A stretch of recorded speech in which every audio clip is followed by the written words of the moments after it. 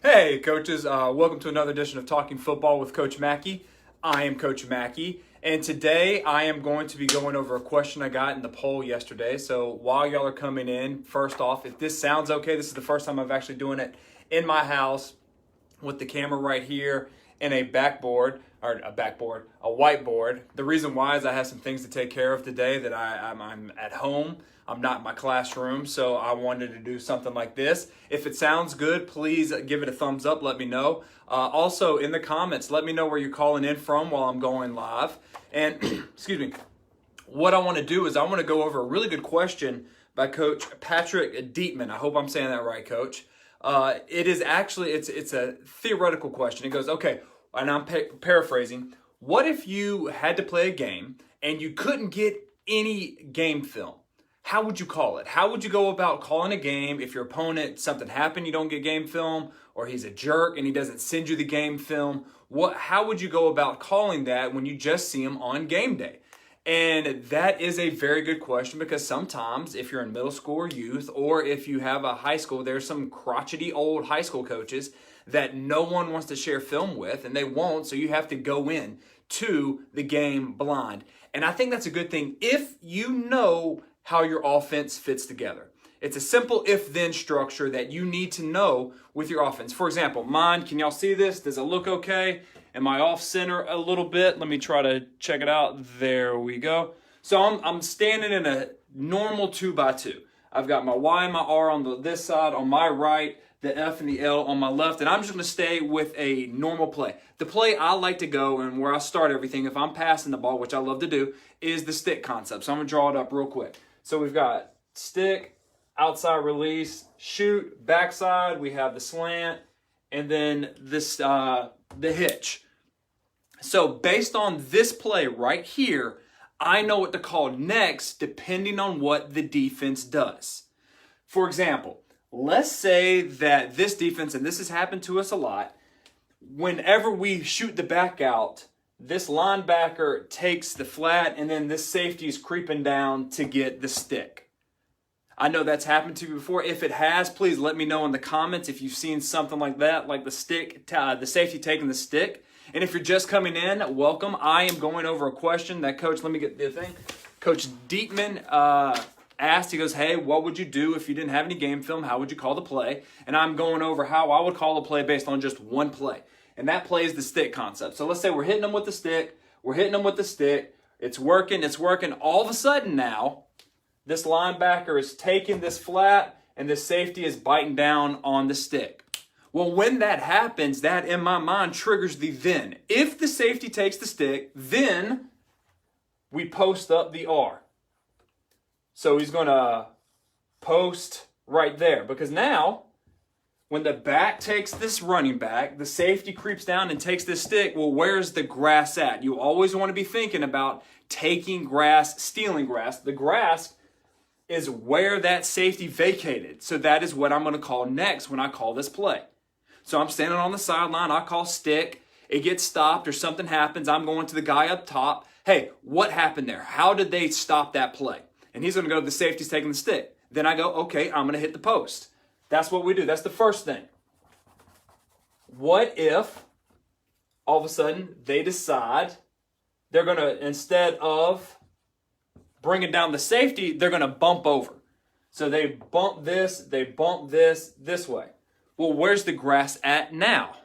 We are going to tag the grass to the left side. How do you attack that? Well, you're going to call another play. You're not going to stick with stick. You're going to know, oh, if they bump, then I'm going to take the fade out. So the next play I'm going to call is the fade out because this side is still going to say we got two slants and a back out. So they're going to say, oh, back out, I'm going to bump this way. And then on the back side, we're going to run our fade out. Reading the corner. Does the corner take the flat? Then we're going to take a hole shot. Does the corner bail? Then we're going to take the flat. So that's the second part. If they bump, I'm going to attack where they went away because where's the grass at? Right there.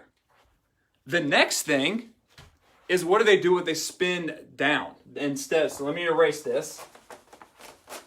So now we're going to go 2x2, and they are spinning down to stop our stick. And if you're just coming in, welcome, coaches. Let me know where you're watching this from, calling in from the, the Coach McKie show while I go over this. I am just drawing up. So they spin down. Let's say they put the backer here, backer, safety here, like this. Well, when you go against, this should be your automatic rule, especially when you see one high. I know y'all know this. Coach Angelo, what do you do when you see one high? Real quick, hurry up. Coach Ronnie, what's going on, man? Coach Darrell, wish it could get back to not having film. The coaches could properly focus on their own team instead of opponents. Exactly. I like that because I'm going on a tangent here. If you focus more on what you can control, you can't control what the defense does. You can't. There's been multiple times where I know you have done it too, where we're preparing for like a one-high 4-man team, and then come game time, they're cover 0 3-man. And you're going, what in the heck? Everything I've prepared for is out that door. Or I'm preparing for a 3, blitzing everywhere, so I got all my blitz beaters in. Then all of a sudden they're in a 4-man and they're just dropping everybody. And you're going, what in the hell? Everything I've done this entire week is gone. My game plan is out the window. What do? Well, you need to know your offense. You need to know your if-then. You need to know everything in the world to do it because you can't control the defense. You can control your offense. That's what you need to do.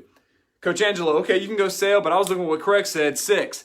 When I see one high, you want to go 4 verts automatically because you're stressing this. So if I call stick and they spin down to one high to stop the stick, then I am going to call 6 or 4 verts, whatever that is, like that. You can release him to the flat. If you go on my YouTube channel, you'll see that Coach Kyle Richardson, he is actually a coach at Clemson now, but before that, he's a Hall of Fame coach in South Carolina. He ran the air raid. He would always release the back, but then he would go 1, 2, 3, and then come backside, whichever it is you do. But you want to make this guy pay. If he goes to the right, you throw it to the left. If he goes to the left, you throw it to the right. That is what you do when you don't have game film. You've got to have a set structure on what to attack, and if-then. And that is something a lot of coaches don't have. The only ones I know of are really the flex bone and the wing tee, and they kind of get away from it. And you need to sit down with your offense. You need to see what plays work with what play is an if, what play is a then to that if, and simplify everything. Now, if you need help with that, in the comments below, just hit up #simplify. I've opened up a case study. We go through the offense, simplifying everything like that. If that interests you, again, put #simplify down below, and I will reach out to you so you don't have, if this happens to you, you know what to do. You're not going to crap your pants like that. And I have been there before. Let's see what else. Coaches. Coach B from Oklahoma, welcome. I like that. Coach Angelo, our quarterback, doesn't have the arm strength, unfortunately. Hey, that is a lot of stuff. I know you think you got to have a 6'5" rocket laser arm, but really, Coach Leach even says you just have to have a quarterback that throws 25 yards down the field. You stretch them horizontally first, and then once they start worrying about the horizontal stuff, the sticks, the shallows, things of that nature, they'll start creeping up, and once they do, you can just go ahead and call 4 verts. It'll be so wide open, you can just fart it out there and make a completion. So don't worry about that. Don't be afraid of going 4 verts if you don't have the quarterback strength. I promise you. All right? Any other questions while I do this, coaches? There we go. Anything else? Again, I just went over an if-then structure by Coach Dietman. So Coach Dietman, high five and butt slaps to you. Thank you so much for the question. If you want to learn an if-then structure of your offense, so if this happens to you or you just want to dive deeper into your offense, I have opened up a case study program. Just in the comments below, #case study, I will reach out. And until next time, coaches, let's continue to master the spread, score points, and have fun. Hope you have a good one.